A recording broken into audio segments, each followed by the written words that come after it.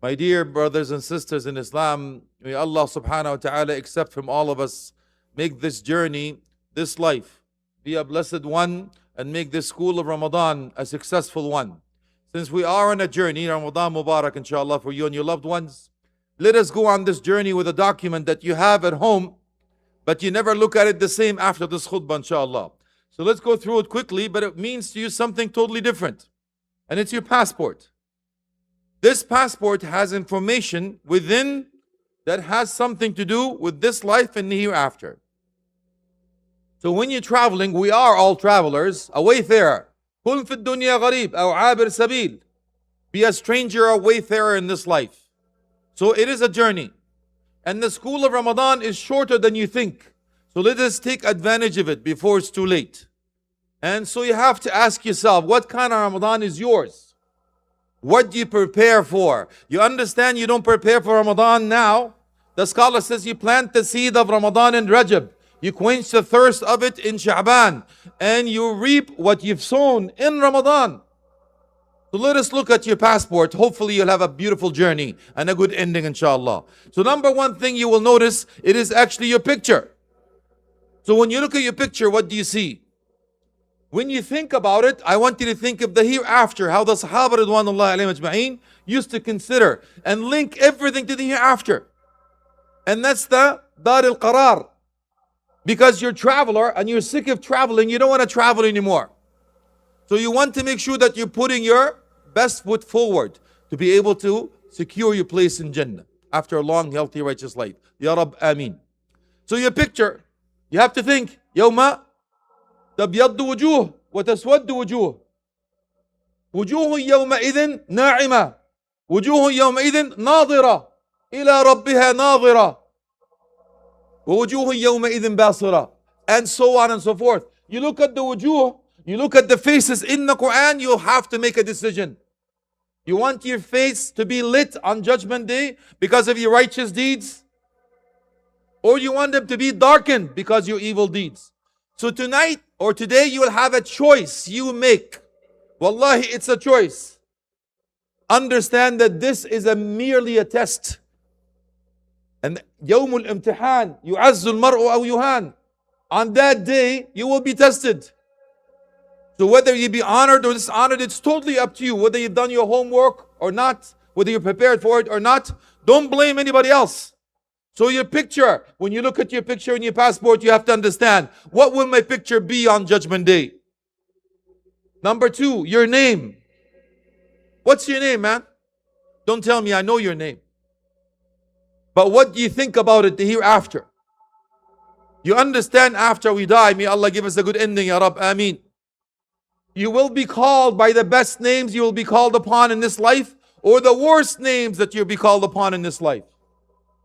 So you think about it. When your name is mentioned in a gathering, do people say, Alhamdulillah, brother so-and-so is coming? Or La hawla wa la quwwata illa, this brother is coming.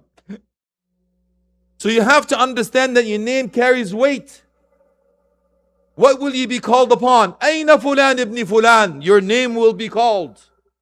No one else will move except you. هلم للعرض على الجبار وقفوهم إنهم مسؤولون. Summon them, they will be asked. So when your name is called, what do you think? You will be ready for that answer, the questions, or you're not ready? So again, think about it. When your name is mentioned in any place, including your work, your job, your school, doesn't matter where you are, your neighborhood. So when you think about your name, if Canada decides that we don't want any more Muslims here, they're troublemakers, what do you think your neighbor will say? Will your co-workers miss you? Will they say good riddance? It's about time. So how do you do that? When your name is mentioned, akhi and ukhti, you should be a pillar. You should be a walking pulpit. Your name is a stock. So you'll understand now you have to invest in your name to make sure that your name carries some weight behind it. Yeah, brother so-and-so is honest. I want to become a Muslim because of him.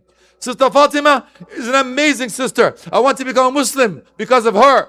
Not because of them. I don't want to become a Muslim. I don't want to be like this guy. I don't want to be like that girl. Allahumma la taj'alna fitnatan liqawmi adh-dhalimin. Don't make us a reason for people not to embrace Islam. Make us a reason for those who actually embrace Islam. Allahumma hdina wa hdi bina waj'alna subul man ihtada. Allah, guide us and guide other of us and the path of those who follow and embrace Islam. Ameen. Your address, my brothers and sisters. What's your address? Oh, I live in high-end. I have an ocean view. 3-car garage. Over 5,000 square feet. Don't mess with me, man. No, that's not what I'm talking about, Sheikh. What's your address, man?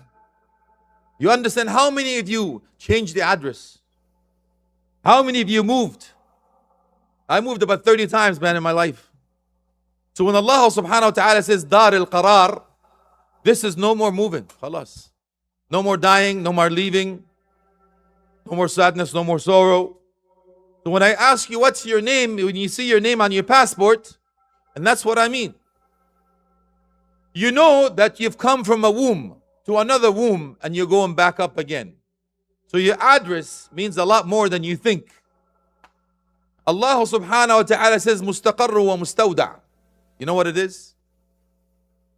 You come from the back of your father and the bosom of your mother, and you come from a small place, and you come through a smaller place. But from that difficulties, you come to a massive place called earth. After this, you will go back again to another womb, which is your grave. And after that grave, you're coming back again from that small place. May Allah make us a piece of heaven, Ya Rab. Say Ameen. Resurrect you back up again to a greater place. Even though you had one umbilical cord, one source of nourishment from your mother, when that is cut off, Allah gives you 2. When that is weaned off after 2 years, Allah gives you 4 groups. After that is caught, Allah opens 8 gates of Jannah for you. So think about, when I say your address, what's your address, man? Have you reserved yet your place? Did you work towards it? Or did you work away from it? Now you'll understand there's also an expiry date, a date of issue and a date of expiry. When you think about a date of expiry, what do you really think? I have to renew my passport? Well, no, you have to think of something else from now on. I may not even reach that date, but what do I have to prepare for? For the date of my departure. So are you truly ready to put your head on the pillow tonight, not be able to raise it back up again? Are you truly ready when you hear, Kalla? Some of the righteous used to have a grave in the backyard. They would go into it and they would say, قال رب ارجعون لعلي أعمل صالحا فيما تركت. Wallah, take me back, give me one more chance. And he would come out of the grave, say, Alhamdulillah, I have one more chance. And he would go back into the grave, repeat it again. The third time he would say, اتق الله حيث تسمع كلا.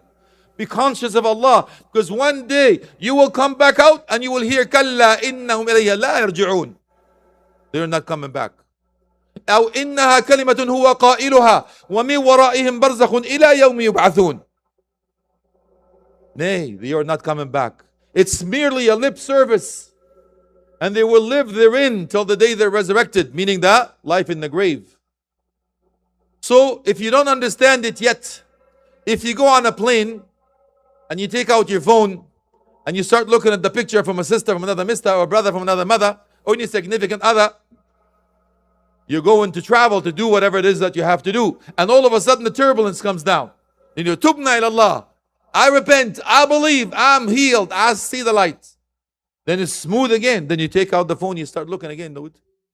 And that's what Allah is telling you. It's a lip service. If Allah brings you back, you will go back to your old ways. Same thing. So you'll understand now when this is evening, and I'll take you after Jalsat al-Istiraha to take you home, but with a GPS and some resolutions, inshallah, that hopefully this school of Ramadan will turn you to a better you, inshallah. My dear brothers and sisters in Islam, realistically, everybody hates death. In Sahih Bukhari, Aisha radiallahu anha wa an ummahatul mu'minin ajma'in says, Ya Rasulullah sallallahu alayhi wa sallam, kulluna yakrahu al-maut. We all hate death. Who looks forward to it? It says, Al-amru laysa kadhalik ya Aisha. It's not what you think, O Aisha. It says, Man ahabba liqa Allah, ahabba Allah liqa'ah. Wa man kariha liqa Allah, kariha Allah liqa'ah. If you look forward to meeting Allah, Allah will look forward to meeting you because you've done good. You want to reap. You want to get paid back. But if you don't like meeting Allah, Allah will do the same because you're not looking forward to it. You've been a bad boy. So what you going to do when they come for you? And they're coming for you, whether you like it or not, wallahi. Now, if you do righteous deeds, you lowered your gaze. It was difficult not to have a boyfriend or girlfriend, or who's your Valentine. You didn't celebrate all of that. You didn't do bar hopping. You didn't do drugs and smoke and do whatever it is. You didn't watch bad sites. You didn't do everything else. Very difficult. The environment around you is telling you to go and have fun. You're the only one that's holding back. So you're the only one that's fighting where the whole armies retreat. You're holding down the fort. It was difficult. How difficult is it for you to, you call your name still Muhammad, not Mo, or Fatima, not Queen Latifah. You're still holding on with your beard, your identity. You haven't sold out yet. You didn't sell your deen for somebody else's dunya. So it was tough. Then you want to meet Allah because now, Allah, you promised 1, 2, 3. I want it now. But if you were chilling, you were cruising, you did whatever it is that you have to do, it doesn't matter. Pray, dude. You scaring me because you know what? These guys are sad, man. They're scaring you because, no. I'm not afraid. You see, if you're secure here, you will not be there. If you're on here, you'll be there. Yes? Allah will not combine both, Shaykh. So if you're conscious of Allah subhanahu wa ta'ala in this dunya, وَلِمَنْ خَافَ مَقَامَ رَبِّهِ جَنَّتَانِ. Those who are conscious of the status of Allah, Allah will not just give you one, but two. Some of the scholars says one for you, one for inherited, for those who did not believe.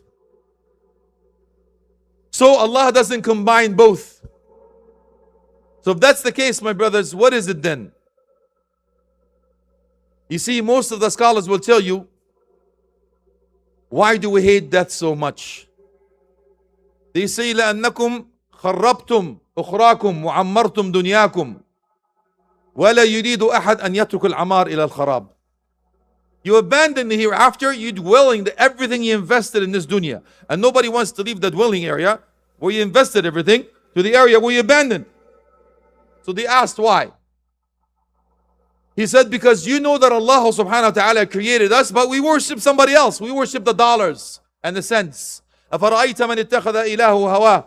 Have you not seen who those took their own whims and desires to be their God? With a small g, of course. And Allah subhanahu wa ta'ala sent you the best of creation, Prophet Muhammad sallallahu alayhi wa sallam, to be your uswa, to be your role model. But we take whatever names that are famous now. We cut our hair according to them. Have you seen I'm not going to go there because I don't want to embarrass anybody here. Don't look around. Your haircut is resembling whatever it is that they resemble, and you dress and walk and talk like them and do everything like them. Will you want to be resurrected with them? Man tashabbaha biqawm. Those who imitate and emulate others, you will be with them. Who do you truly love, ya akhi?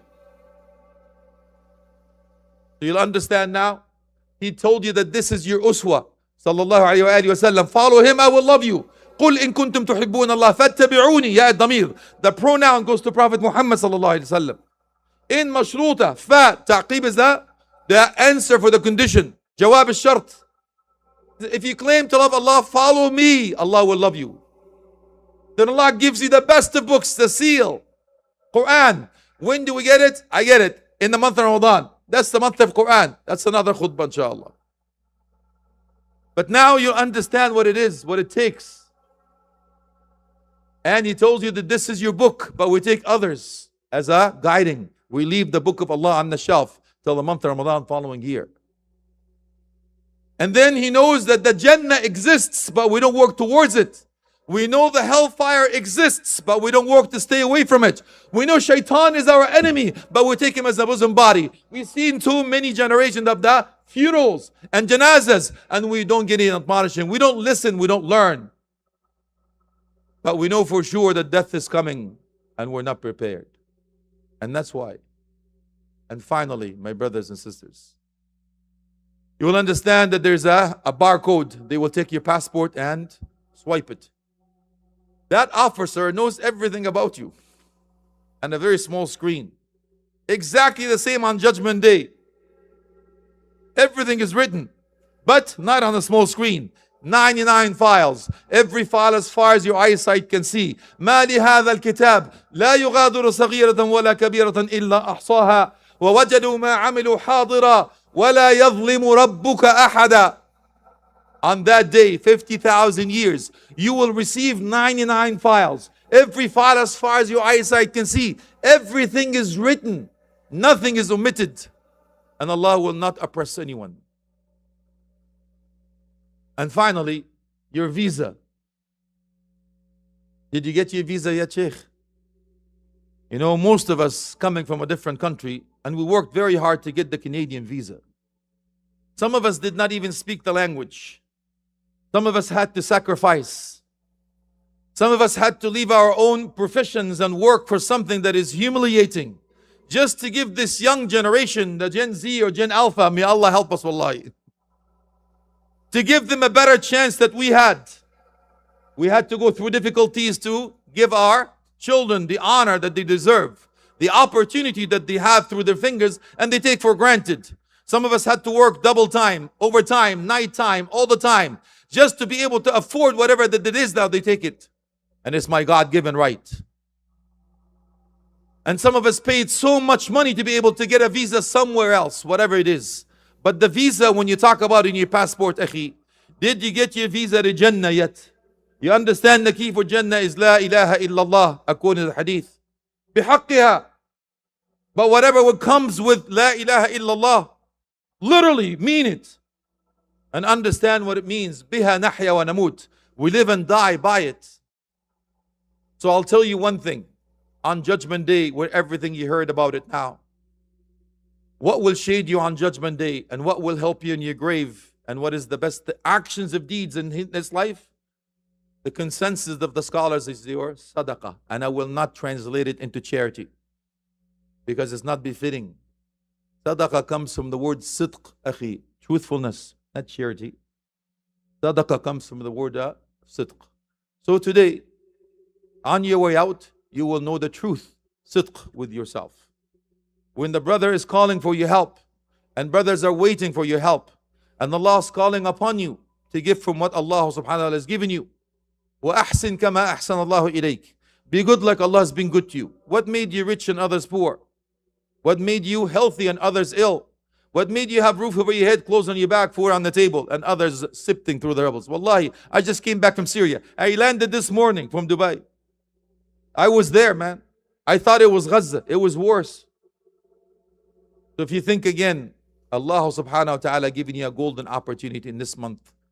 Says, Ajwadu ma yakun. You know what that means? He was the most charitable, most given in the month of Ramadan. That means he's telling you that he was charitable all the time. He was generous all the time. But he was most generous in the month of Ramadan. So a choice you will have to make today. When you walk out the door, you can turn around, walk away, or you can say, Ha anada, here I am. I'm not walking away from my brothers and sisters. I'm not walking away to support my masjid. I'm not walking away from that which is really going to shade me on Judgment Day and protect me in the grave. And the best of actions and deeds, according to scholars. I ask Allah subhanahu wa ta'ala to grant us the ability to give from what Allah has given us and take advantage of the month of Ramadan as a school to teach us who we truly are.